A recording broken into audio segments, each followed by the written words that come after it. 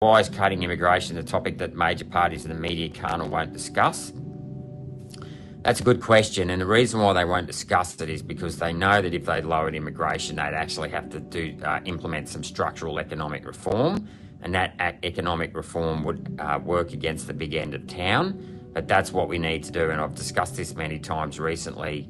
The reason why we have a high immigration rate is because it's used to prop up the economy.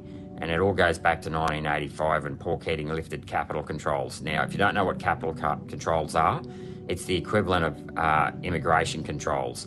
So if a government said to you they were going to let anyone come into Australia, people would quite rightly turn up to Parliament House with pitchforks if the government said we're not going to regulate who comes to Australia. Well, in 1985, Paul Keating did the same for capital, or what they call capital. In other words, they allowed the banks to go offshore, the domestic banks to go offshore and borrow as much money as they liked.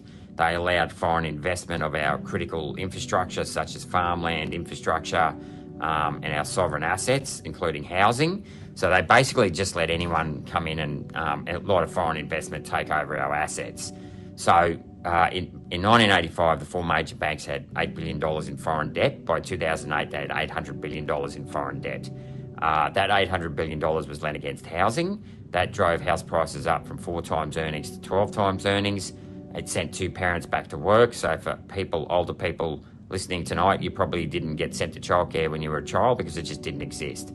The chances were that even if your parents worked, someone in the neighbourhood didn't work and you just get left with them. You'd get left with a family, a relative, but families may do.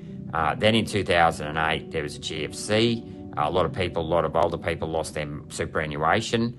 And because of that, there was a risk the housing market was going to crash. So then they allowed foreign students to buy property.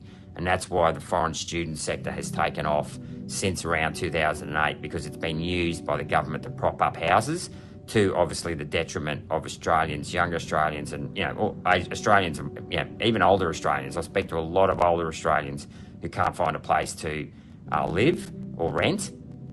So this is why immigration is high today. It's being used by Treasury, who are pursuing a big Australia policy. It's completely wrong. It has to stop. And so, there needs to be some serious structural reform that the banks won't like, but they need to, suck it up. And we need to start putting Australians first, or as I like to say, people first. So, that's the right reason why governments don't talk about it, because they don't want to make the hard decisions that's required in lowering immigration.